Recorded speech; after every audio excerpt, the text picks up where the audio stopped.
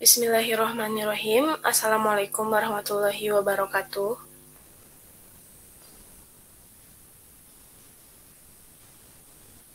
Waalaikumsalam warahmatullahi wabarakatuh. Yang saya hormati, dosen pembimbing mata kuliah Sejarah Pergerakan Nasional 1. Yang saya banggakan, teman-teman sekalian.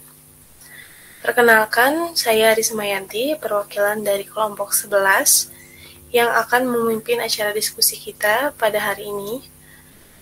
Alhamdulillah, pada hari ini kita akan melanjutkan perkuliahan kita, yaitu untuk menyampaikan makalah mengenai organisasi pada masa pendudukan Jepang, yang diantaranya ada Masyumi, Tenenden, Keibo, dan Jawa, yang akan disampaikan oleh Rifki Hanifah, Rismayanti, dan Wisnu Septianur Rahman. Dan pembahasan yang pertama akan disampaikan oleh Wisnu Septianur Rahman. Kepada Wisnu Septianur Rahman, saya persilahkan. Baik, terima kasih atas waktunya.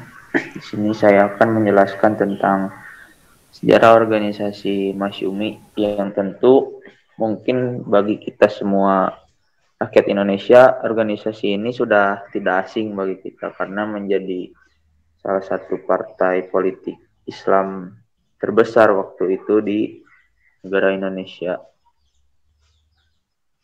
Masyumi ini awal dibentuk pada saat 11 Oktober tahun 1945 untuk merencanakan aksi dalam rangka membentuk partai politik Islam. Selanjutnya, politik Islam mendapat legitimasi setelah keluarnya maklumat pemerintah 3 November tahun 1945 yang berisi anjuran untuk mendirikan partai politik. Selanjutnya diadakan Muktamar Umat Islam pada tanggal 7 dan 8 November 1945 bertempat di Gedung Muhamilin, Yogyakarta. Pelaksana Muktamar adalah Majelis Syuro Muslimin Indonesia. Muktamar tersebut memutuskan beberapa hal. Pertama, Masyumi merupakan partai politik Islam. Kedua, Masyumi merupakan satu-satunya partai politik di kalangan umat Islam. Ketiga, memperkuat persiapan umat Islam untuk berjihad fisabilillah dalam melawan segala bentuk penjajahan. Keempat, memperkuat pertahanan negara Indonesia dengan menyusun barisan sabilillah di daerah-daerah. Kelima, memilih Dr. Sukiman sebagai ketua masing-masing, Abi Kusno dan Wali Al-Fatah. 3 orang itu diberi mandat untuk menyusun kepengurusan Partai Masyumi. Selanjutnya.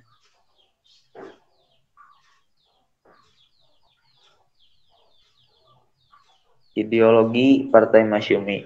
Pada awalnya memang Partai Masyumi ini tidak memberikan keterangan yang tegas gitu terhadap apa ideologi dari partai tersebutnya.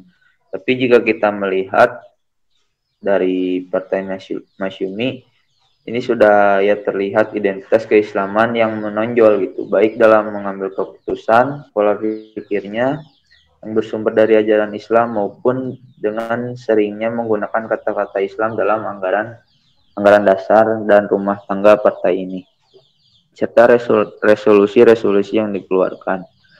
Ideologi Partai Masyumi baru diungkapkan dengan adanya kata ideologi Islam dalam manifesto politik Masyumi yang dikeluarkan pada tanggal 6 Juli 1947. Meskipun ada pernyataan ideologi Islam dalam manifesto tersebut, tetapi Partai Masyumi belum memberikan keterangan yang terperinci dan resmi tentang ideologi Islam. Tapi sudah diketahui oleh banyaknya orang karena dengan kebijakan-kebijakan yang banyak bersumber dari Islam, maka dapat disimpulkan bahwa Masyumi ini berideologikan Islam. Slide selanjutnya.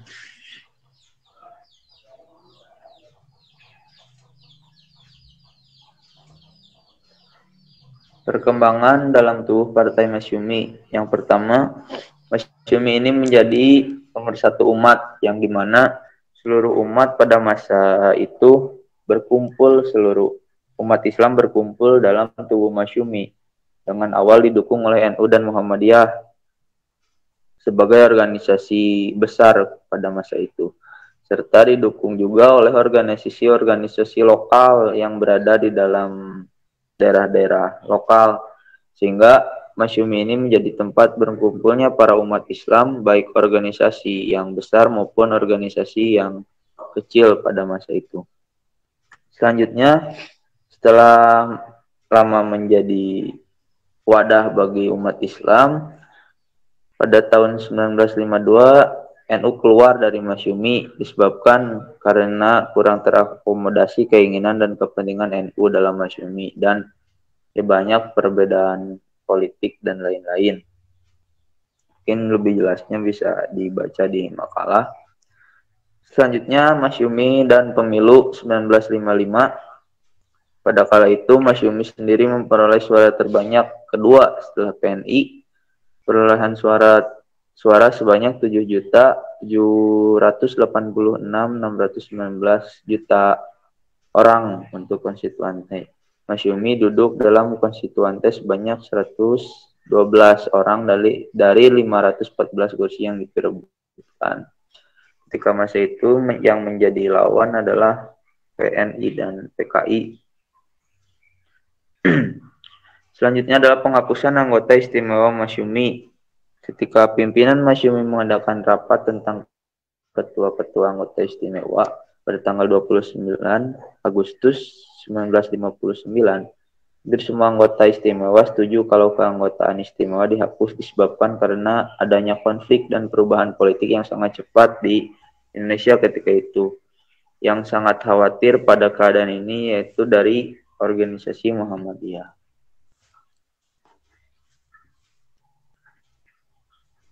Mungkin sekian yang dapat saya jelaskan tentang Masyumi. Nah, sejarah singkatnya ya sudah lebih banyak kita ketahui dan oleh teman-teman sendiri juga tentang Masyumi, dan sudah banyak juga sumber-sumber yang bisa lebih kita perdalam tentang Masyumi.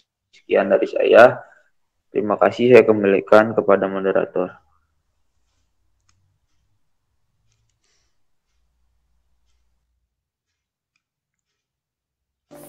Terima kasih kepada Wisnu Septianur Rahman yang telah mempresentasikan mengenai sejarah organisasi Masyumi.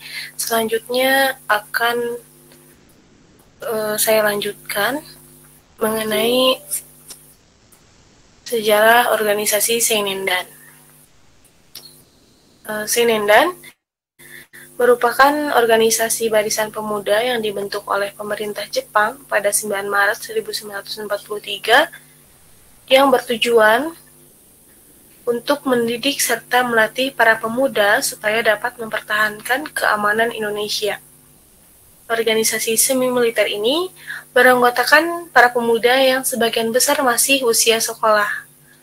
Pada masa Perang Pasifik, Jepang yang bertempur dengan negara-negara Barat membutuhkan dukungan untuk memenangkan perang.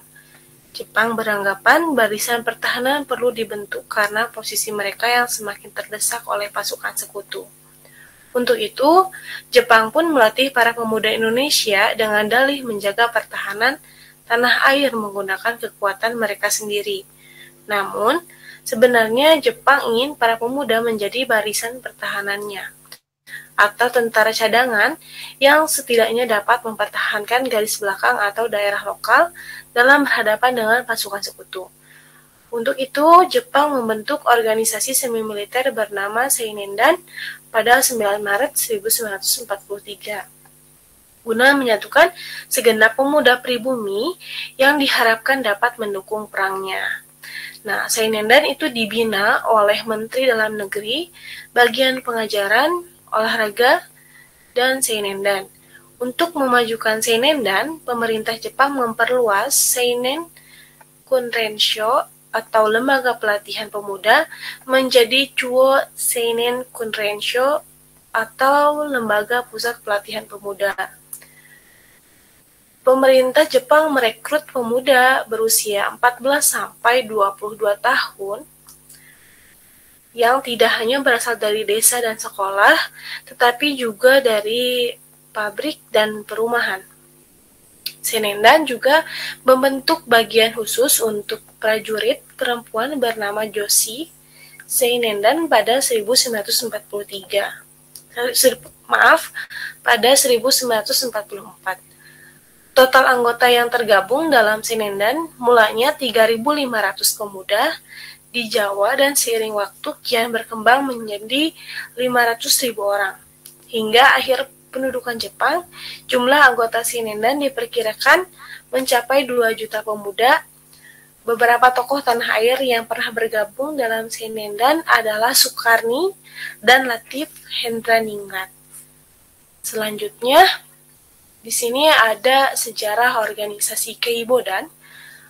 Keibodan atau Korps Kewaspadaan adalah organisasi semi militer beranggotakan pemuda yang memiliki usia 25 tahun sampai 35 tahun.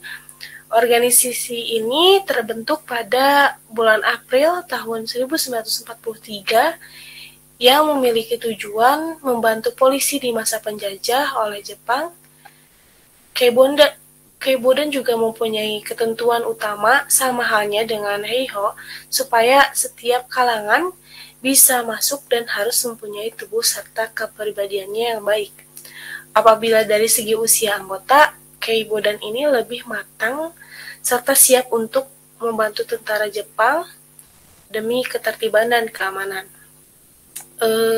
Cara kerja Keibodan ini yaitu membantu polisi saat bertugas, seperti menjaga keamanan lalu lintas ataupun sebagai mata-mata keamanan serta lainnya. Keibodan juga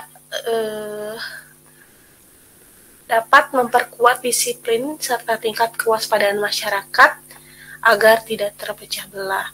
Mungkin hanya itu yang dapat saya sampaikan. Pada materi selanjutnya, yaitu ada sejarah organisasi Jawa Hokokai yang akan disampaikan oleh Rifki Hanifah. Kepada Rifki Hanifah, saya persilahkan. Bismillahirrahmanirrahim.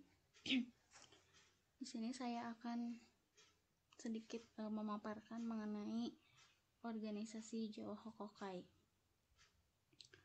Organisasi ini merupakan organisasi buatan Jepang yang secara resmi juga merupakan organisasi yang dikelola langsung oleh pemerintahan Jepang, di mana pembentukan organisasi ini bertujuan untuk penghimpunan tenaga kerja dengan semangat kebaktiannya, di mana maksud dari semangat kebaktian itu untuk mengorbankan diri mereka, mempertebal persaudaraan, serta untuk melaksanakan sesuatu dengan bukti kepada pemerintahan Jepang. Keanggotaan Jawa Hokokai ini ialah para pemuda dengan usia minimal 14 tahun dan maksimal usia 22 tahun, di mana perkumpulan ini memiliki pemimpin yang tertinggi, yaitu Gun Seikan, serta penasihat utamanya Soekarno.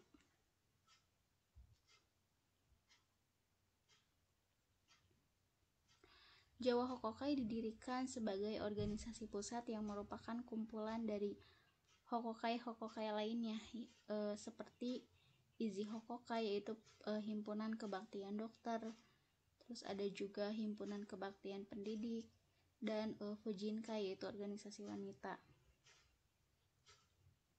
Adapun kegiatan dari organisasi Jawa Hokokai ini, salah satunya untuk melaksanakan segala tindakan dengan nyata dan ikhlas demi pemerintahan Jepang, memimpin rakyat untuk mengembangkan tenaganya berdasarkan semangat persaudaraan, dan juga memperkokoh pembelaan tanah air. Selanjutnya ada organisasi Fujinkai,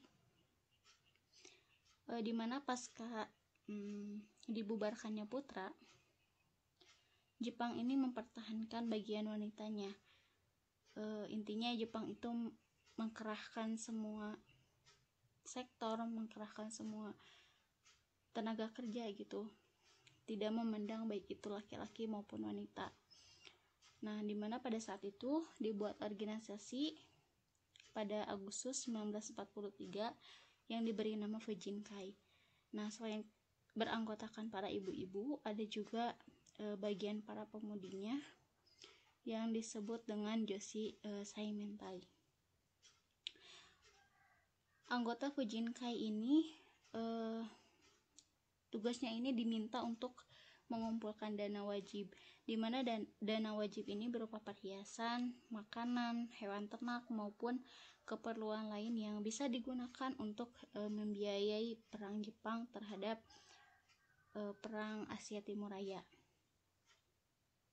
Nah, ketika situasi perang ini mulai memuncak, Fujinkai oleh Jepang ini diberikan latihan militer sederhana. Bahkan pada April 1944, Fujinkai ini membentuk barisan wanita istimewa yang disebut dengan barisan Serikandi. Nanti kita akan bahas lebih lanjut mengenai Serikandi ini. Adapun kegiatan-kegiatan yang dilakukan Fujinkai, salah satunya adalah menyiapkan tenaga dalam rangka bersiap di belakang garis peperangan. Jadi wanita juga dipakai gitu dalam peperangan. Terus juga menganjurkan pola hidup yang teratur, memperbanyak hasil bumi, dan tentunya untuk lagi-lagi demi kepentingan Jepang. Kegiatan yang dilakukan Fujinkai tertuang dalam regulasi khusus Jawa Hokokai bagian 4 yang dipublikasikan di Kanpo pada tahun 1943 yang mencakup pelaksanaan segala sesuatu dengan nyata dan ikhlas, dan untuk menyumbangkan segenap tenaga berdasarkan semangat persaudaraan. Untuk selanjutnya saya akan membahas sedikit tentang adanya organisasi Serikandi. Nah, Serikandi ini lahir dari rahim Fujinkai, ya bisa dibilang seperti itu. Nah, dimana dalam sidang parlemen di Jepang, Perdana Menteri Kuniaki Koiso merilis sebuah keputusan mengenai adanya niat untuk memberikan kemerdekaan kepada bangsa Indonesia dalam waktu yang sesingkat-singkatnya. Nah, di mana putusan ini memicu berbagai reaksi pihak-pihak penting yang berada di tanah air, termasuk salah satunya adalah organisasi perkumpulan perempuan yang telah dibuat oleh pihak Jepang sebelumnya, di mana organisasi Fujinkai segera mengadakan rapat yang bertempat di Taman Raden Saleh, di mana rapat ini diselenggarakan untuk menyatakan keberatan jika kaum perempuan sama sekali tidak dilibatkan dalam upaya penyambutan kemerdekaan Indonesia yang telah diiming-imingi oleh Jepang gitu. Nah, pada awalnya kaum perempuan ini tidak mau bergabung dengan Fujinkai, tapi seiring dengan waktu ada terbesit niat gitu untuk melanjutkan pergerakan emansipasi perempuan melalui berbagai kegiatan organisasi tersebut. Nah, sudah saya bahas tadi, pada tahun 1943 Jepang sudah berupaya untuk memupuk jiwa militan di kalangan kaum perempuan Indonesia melalui serangkaian kegiatan propaganda, di mana bukti nyatanya itu adanya badan-badan semi militer yang diberi nama Barisan Serikandi ini. Nah, bagian Serikandi bagian dari Fujinkai juga, yang berdiri secara resmi pada April 1944 di Jakarta.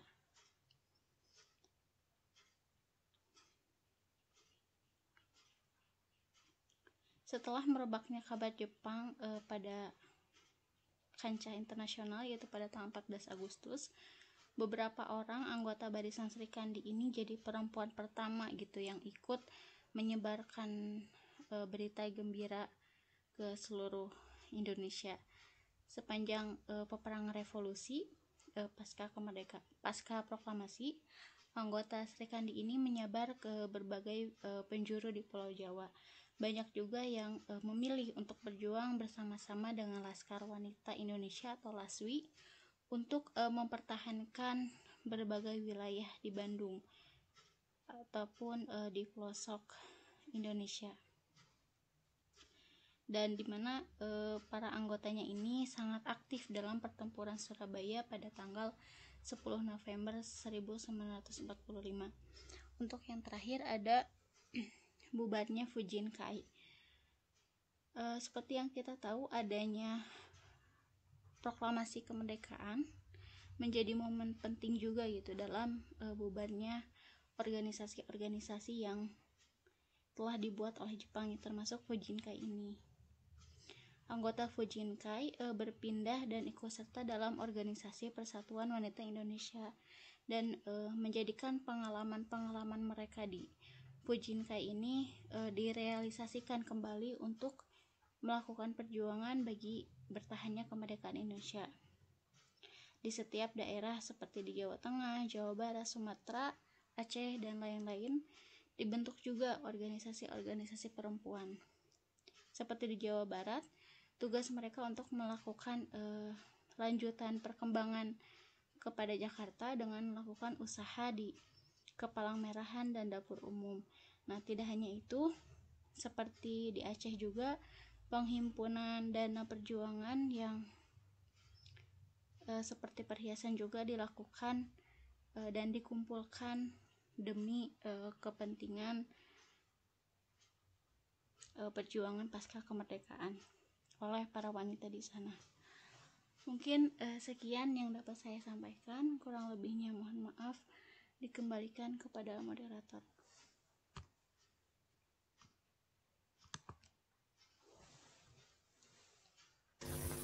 Alhamdulillah, terima kasih kepada Rifki Hanifah yang telah memaparkan materi mengenai Jawa Hokokai dan Fujinkai. Nah, teman-teman, apabila ada yang ingin ditanyakan, boleh banget ya. Mungkin hanya sekian yang dapat kami sampaikan. Mohon maaf apabila banyak terdapat kesalahan.